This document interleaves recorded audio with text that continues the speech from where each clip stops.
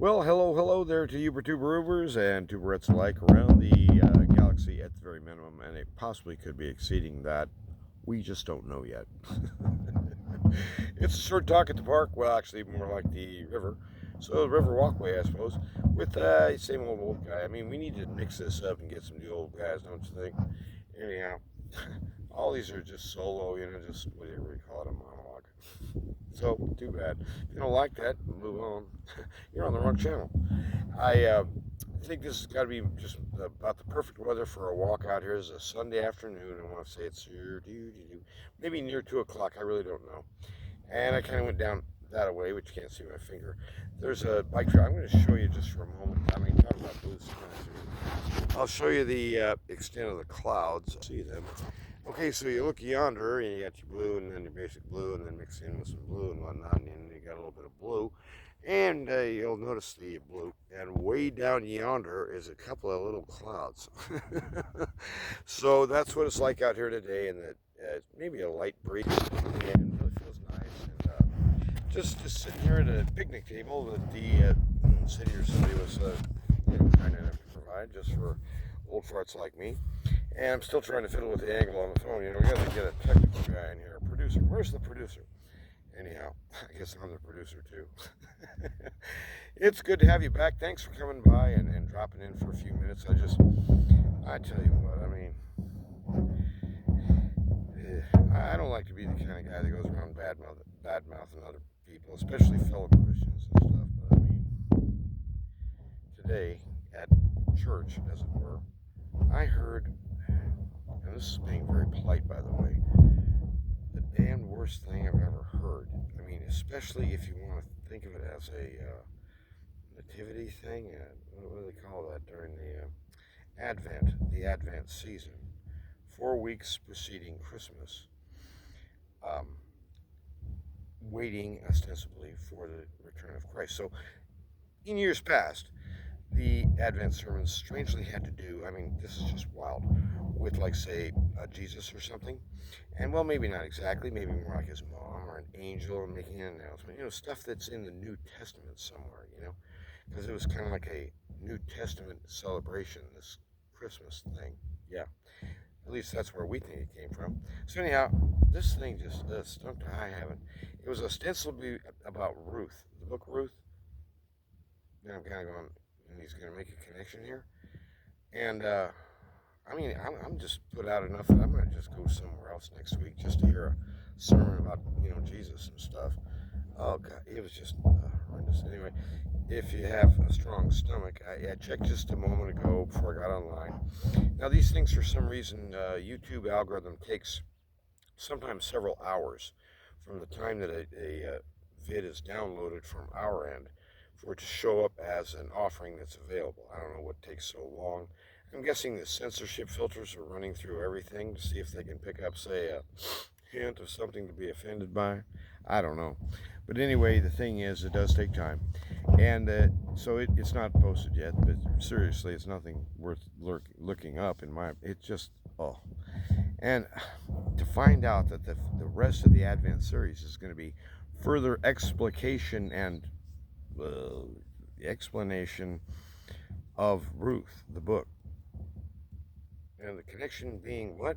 And so at the very end, by the way, there was a throwaway line that did involve Jesus. So he's talking about all this guck, and I'm kind of going, what? And you know what the thing was really about was, basically, Naomi was, really bummed out. Naomi had had a bad time. She believed the Lord had abandoned her.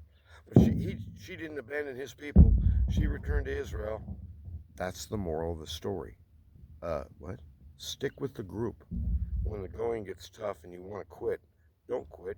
She almost did. She could have. And then he goes into this weird explanation about why people end up walking away from the faith. And I thought, what are you talking about for a Christmas message? And it was just, I've never heard anything like it. And so anyway, it was kind of like thumbs down from this gringo. So I probably won't have the, shall we say, backbone to watch this thing in its. No, I'm not going to watch this entirety. But there is an option, I think, where you can enter a thumbs down. Please do watch that thing and go, ugh, ugh, ugh. Anyway, we could start a trend, I guess. Anyway, it's going to be one of these days where I'm out here doing ISOs in the sun, and then I'm going to go back and see if I can get my blood pressure down. This morning I was popping up some high numbers. I mean, I felt okay, but roaring. So I went to the park and did a little bit this morning and knocked them down to somewhat reasonable numbers. And so I thought, well, I'll come out and, try it again, do a little more of this stuff. And, try to loosen up that back. I'll tell you what, I don't care what people say about chiropractic. Now, there's chiropractors and there's chiropractors, okay? In other words, not all of them are as good. Not all of them follow the same protocol or the strategies of how to handle a problem. Of course not.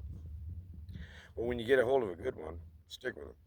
And boy, I just felt so good coming out of that place in Albuquerque on Saturday. Took her less than 2 minutes to do the whole thing. And I woke up this morning, even after that long drive yesterday, it's 230 miles, my back really didn't hurt hardly at all. And it was like, wow, that girl's good. She knows what she's doing. Pay attention. So anyway, I'll definitely go back in for another adjustment probably later in the week here. But the point being, that's what old guys talk about. I don't want to talk about that stuff anymore. I want to talk about Jesus. The thing is that it's that time of year where Christmas is rolling around. And, the number one thing, in my humble opinion, and you can tell it's humble because I just reminded you of that. The number one thing in a Christmas mentality to me is that, please folks, with all the glitter and the glam and the yuck and the marketing and the salesmanship and the acquisition and all the weird greed and everything, and the scheming that goes on, who knows. But the thing is that at the center of that is the memory that God himself, that is the one and only, maker of blue skies, among other things, the inventor of dirt, the guy that gave you breath, the guy that called forth reality, yeah, that one, he stepped forth into this world which he made. Now, I've tried to explain this, and this is a really bad explanation, by the way, so please, bear with me. But if you can imagine, I mean, I like Mark Twain's writing. He's an excellent writer, author, He's clever, very clever chap. And anyway, if Mark Twain was just a little cleverer, maybe he could have written himself into some of his own books where, Mark and Huck and Becky and whoever else, Mrs. Thatcher, meet an old guy with scruffy white hair, and he claims to be the author of the book they're in. He knows what's going to happen to them in the future because he's writing the thing. Well, when that guy shows up in the story, that's kind of a turning point. That's what we would call Christmas. The author of his own story has stepped into his own work and uttered words which shall never change. They shall not be swept away. Even heaven and earth will pass away, but not his word. And he has spoken into this world God's blessed promise of the covenant-keeping Christ. It's about Jesus. It's about his victory. So if the sermon had ever even mentioned some of that, and I don't know if I mentioned this part, I'm probably being redundant in my criticism. But at the end of this whole monstrosity, there was a throwaway. And Jesus is coming soon. Amen. That's your Advent message. So I thought, it's sad, isn't it, that a high school educated plumber, off the cuff, shooting from the hip, could give a better message than that. The theme of light and dark, I've heard a lot of sermons like that for, this coming time of year, and, the fears and the troubles versus the victory and, the joy of the birth and all that. So far, we got the dark covered. And I feel that we're going to expand on that quite a bit. And it just seemed to me is that, we know there are two signs. The people who say that Jesus could come at any time are clearly smoking dangerous chemicals, because the apostle makes it quite clear that he will not return until two things happen. Will we be able, as humans, to recognize those signs when they appear? The great what? Turning away. The word apostasy had to do, I think, with a slave running away from its lawful master. In other words, the church turning their back on the Savior. What does that look like, as they say? I really don't like using that phrase. What would it look like if? Shut up. Talk right. What would it look like if you learned how to talk? But the point being, never mind my critique, the situation that we have here is if the Lord, in fact, is coming, perhaps during what I would call my natural lifetime, which is, who knows, I might live another 20 years. I honestly couldn't say. But if he could reasonably come in that time, then still two things must happen first. And it's just basically insane to pretend that he could come at any time. And then you got your secret rapture, see, the part that don't count. So he returns and doesn't quite touch the earth, see, because a near miss, just a near miss.